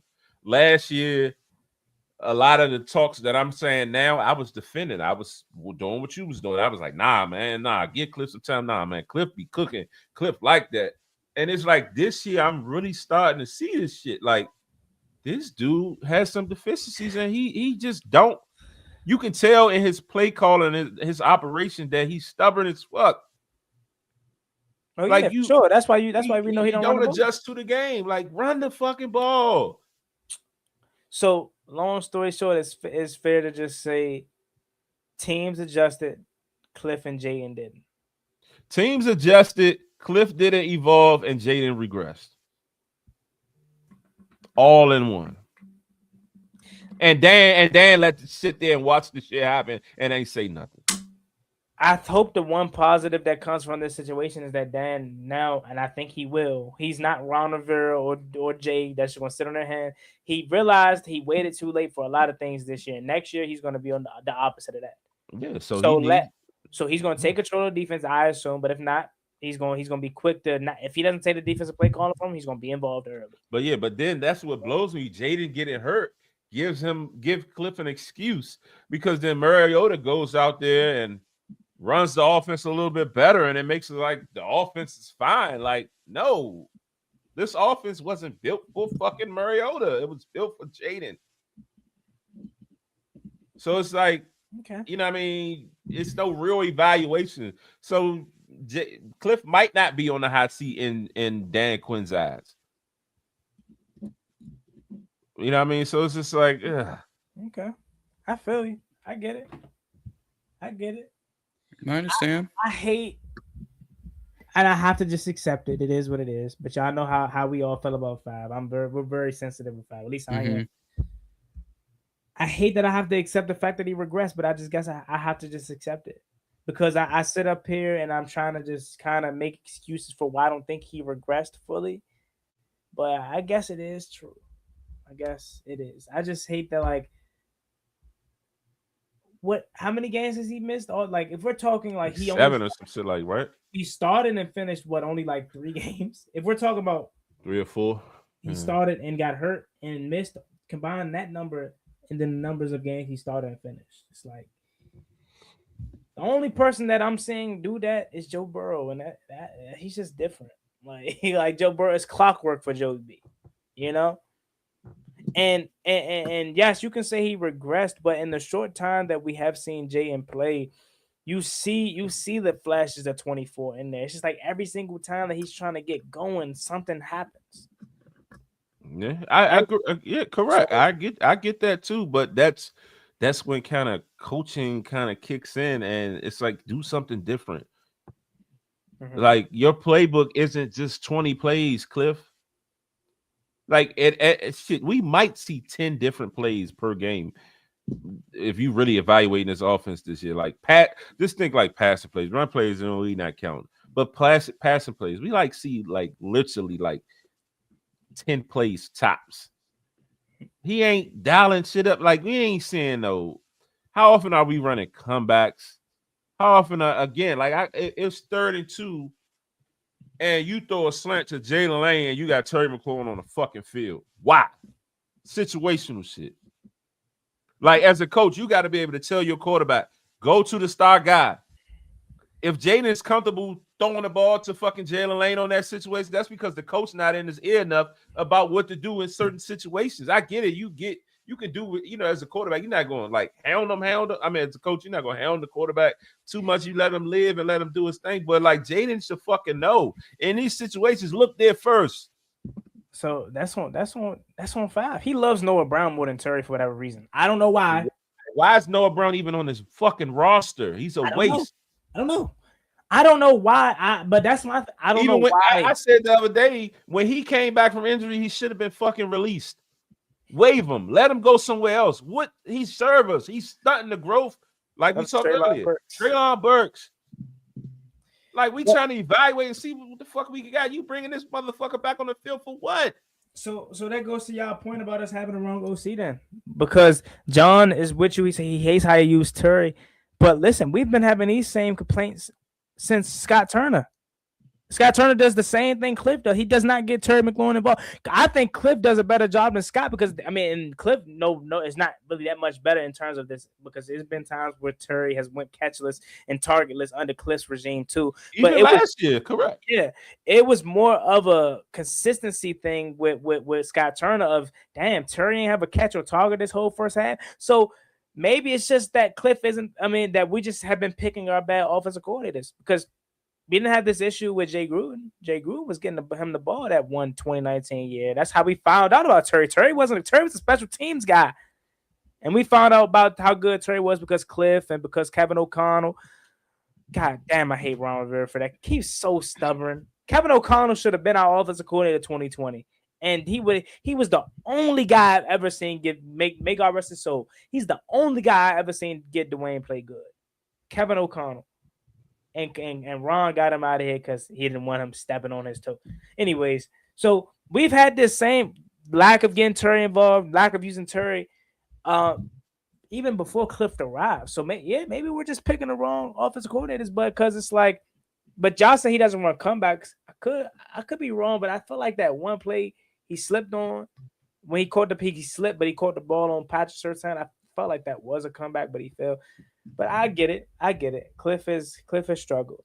I'm just all about keeping the band together at least 1 year. I'm not going to allow this 1 year to just make me feel like we got to blow it up.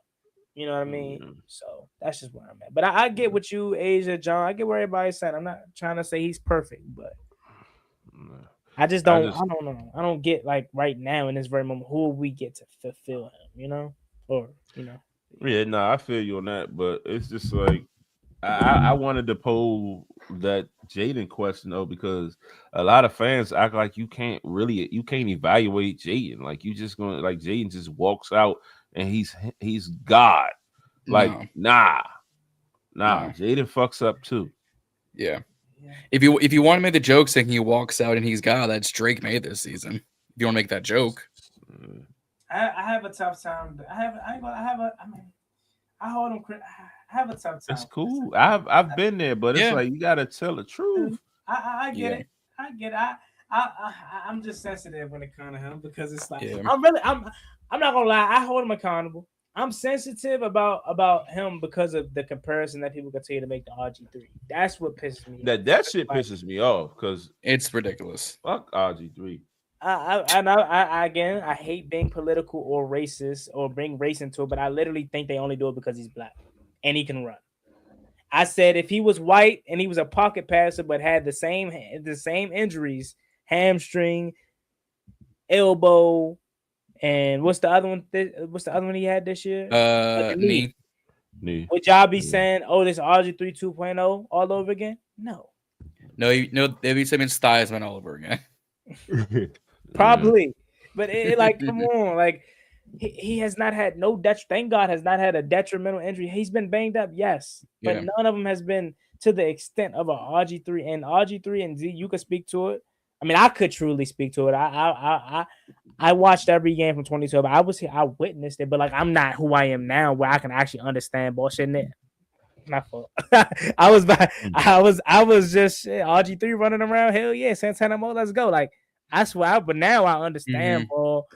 So maybe you can speak to it better than me, Z. But like RG3 ain't half of what 5 is when it comes from. Fuck no! Like when it comes to maybe running, pure runner like track, like okay, straight line speed maybe. But like I said it last year, Jayden already better than anything RG3 did for us. Maybe arm strength. Maybe that's a stretch, but maybe arm that's a stretch. It's a stretch. That's a stretch. Jayden got an arm. Jayden got way more accuracy. Jayden is a true dual threat.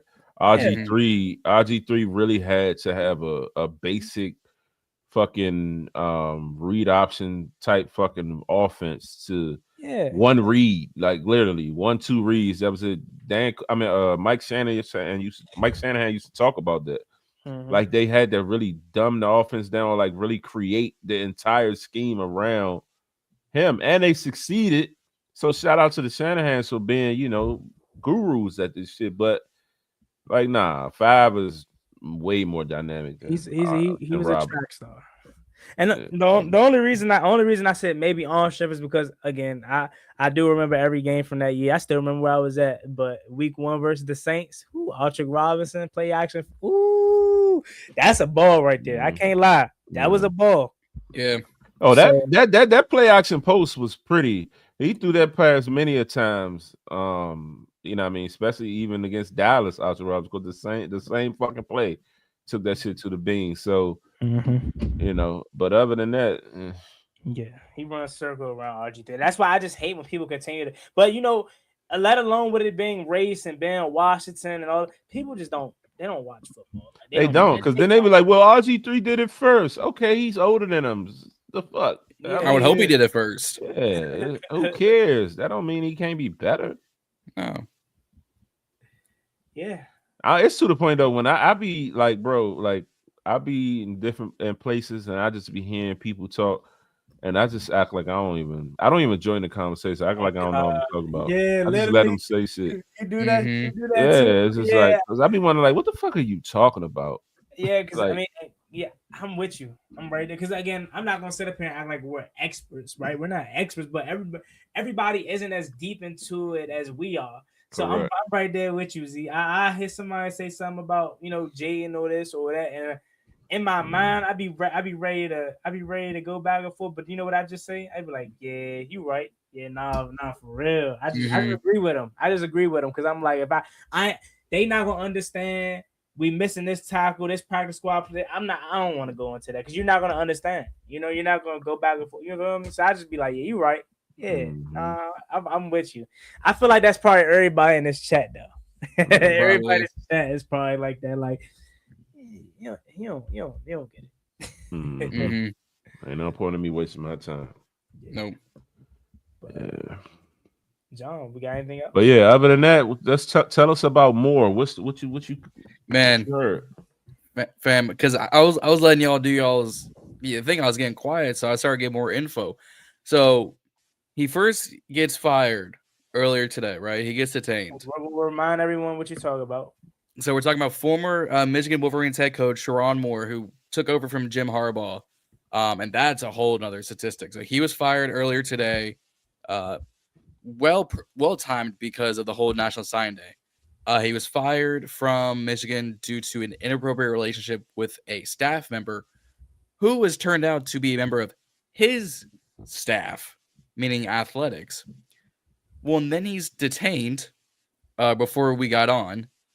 And more news has apparently come out is the reason why he was detained is he was attempting and did break into said house of said staffer he was having the affair with, threatened to himself and her.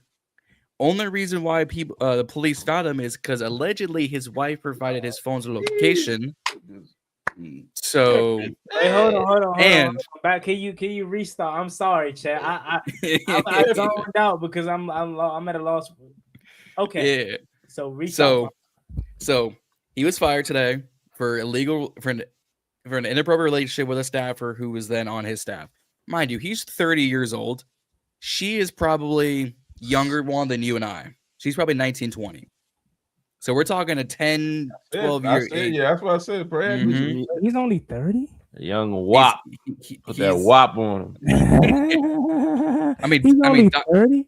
He's not that old. And Dr. Umar would be upset because she's also blonde and Caucasian. So Dr. Umar upset too.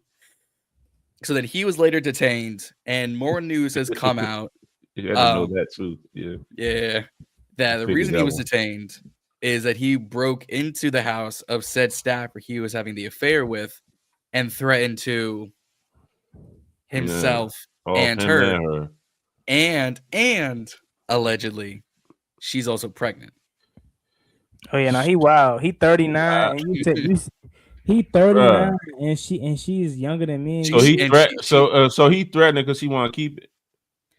There's alleged text going out that there was a forced abortion and everything. I'm gonna let those texts breathe until there's more news out. Yeah. But the only apparently he held a knife to said throat on both of them.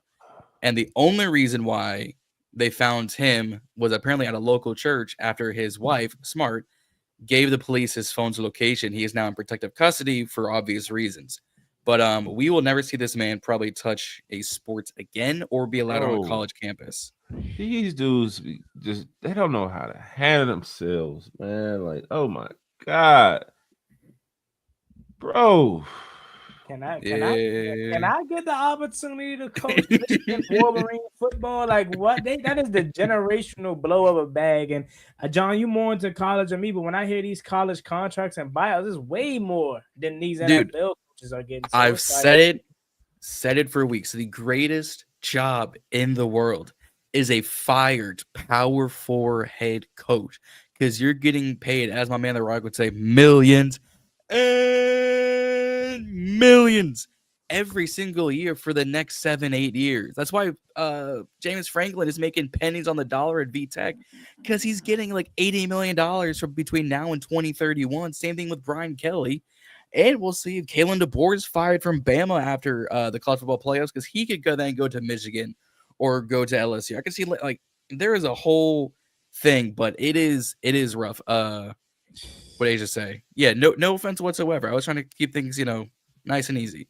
But no, it's ridiculous right now. I don't have real remorse at all. I have remorse for the wife and kids because remember last year the whole Coldplay concert.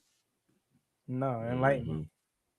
So there was like a CEO who was caught in 4K on a stage that Coldplay was playing with one of his said subordinates. Yeah, he was booed up in a box. It was just like them in a club level, and they standing at the front, like Titanic, booed up like that, and the camera went and scanned and put it right on them.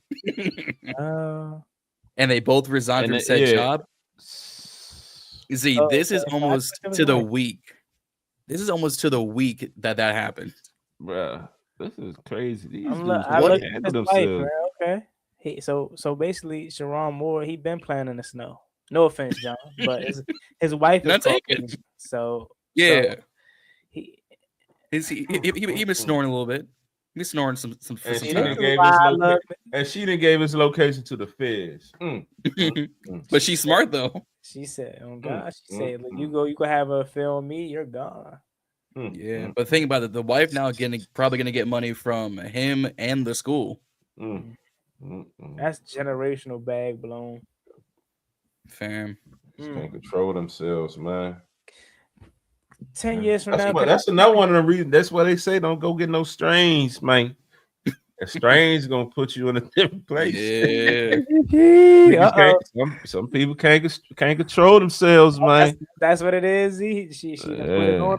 He lost. Yeah, that's what it is. Yeah, they belong to the streets. You talking about a baby? Come on, man. He left it in. So basically, long story short, he had a baby on her. And he didn't want her to have a baby because for multiple reasons. He's on the staff, and his wife probably. Who he is? Yeah, like a young tender. Yeah. That's why you don't put yourselves in them. What they say, tenderism? Damn, bro, you fucked that money up. Put himself in that situation to begin with. You got a nice family at home. You got in the words of John, the best freaking job on planet Earth, and you ruining that for a little affair.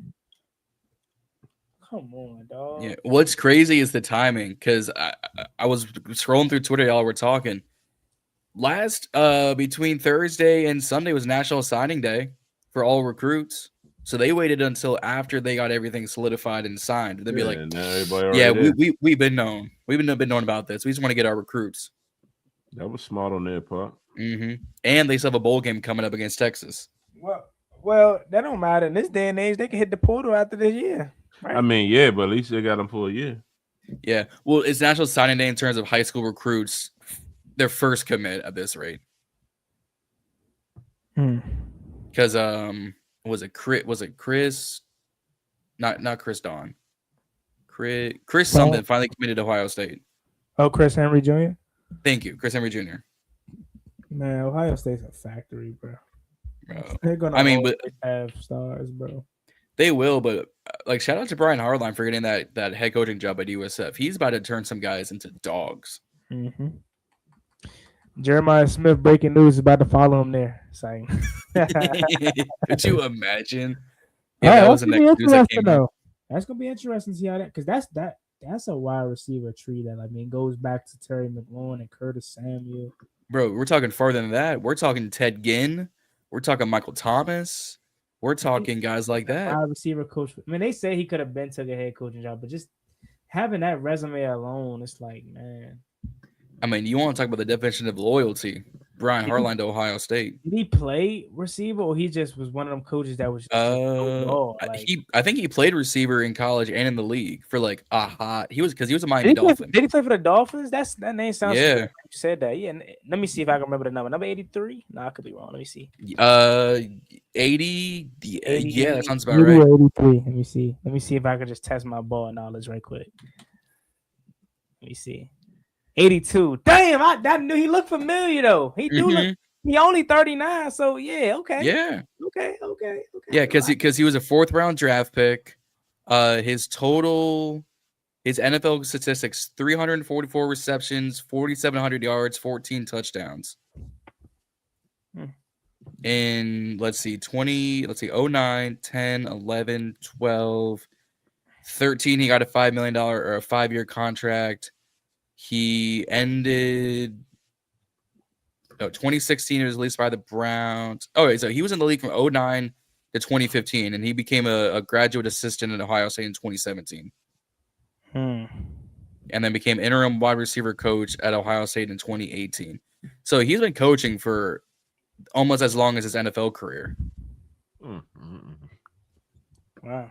I mean, good for him. He had 2 1,000-yard seasons in Miami. So, like, do what you gotta do. Ain't mad whatsoever. Yeah. Good for him. I've been a fan of Brian Hartline for a while too, so like, good for him.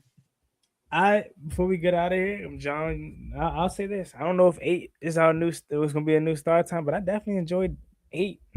I'm enjoying 8 o'clock. I enjoyed it. Reedie, the football season is over now. This was the last bit of the football, so it might be. They ain't gonna have no night. He's not gonna have night practice. Shit, we might go 7. Hey, shoot. I mean, we've just gone to about 2 hours already off the 8 o'clock. Yeah. Hey. So we'll see. Hey, we'll see how this rolls. Anything else, John? No, I'm gonna go to bed here soon. I'm running on 4 hours of sleep. I've pretty much been up since 3 a.m. So now it's time to get up out of here. That's a bet. Definitely, if you guys have not already, please like, share, subscribe to the Burgundy Breakdown Wash. We are on our road to 200 subscribers. 200. Yeah. So go over to the channel, sub us up, share it with your peoples. Also follow our individual channels at Reedie and Z, at Ballin Burgundy Podcast, at Jon Gotti Talking Sports. You know, we gonna bring y'all the collab show every Wednesday, but our individual respective channels, we definitely are dropping videos weekly. Shit, I think Juan is like 3 a day at this time. It feels like it. Pause. Oh yeah, pause. Yeah, pause. I ain't even catch it. Wow. That's on me. I ain't My even bad. catch it. What'd he say? Damn. I said Juan's 3 a day. He said, it feels like it. Oh yeah. Man. Oh man. I thought we was gonna make it a clean I thought show. so. But yeah, check us out. You know what I mean, we're gonna continue to keep bringing y'all this content even through this struggle. We are here. Win, lose, draw. But I'm Z, that's John, that's Juan. We're the Burgundy Breakdown, and we are out.